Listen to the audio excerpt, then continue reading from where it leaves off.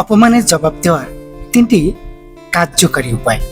Number 1, সংযত থাকুন এবং মাথা ঠান্ডা রাখুন।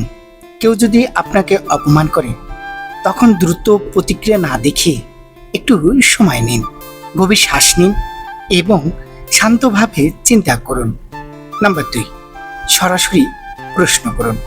যদি কেউ আপনাকে বারবার অপমান করে তাহলে সরাসরি তাকে জিজ্ঞেস করুন কেন সে এমন আচরণ করছে। অপমানজনক কথার জবাব দেওয়ার আগে মাথা ঠান্ডা রাখুন, রাগ প্রকাশ করবেন না।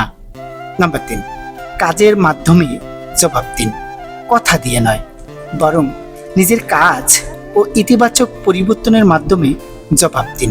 নিজের মধ্যে ইতিবাচক পরিবর্তন আনার চেষ্টা করুন এবং ইতিবাচক পরিবর্তনের লক্ষ্যে কাজ করুন। অপমানের জবাব ঠান্ডা মাথায় দিন। ধন্যবাদ।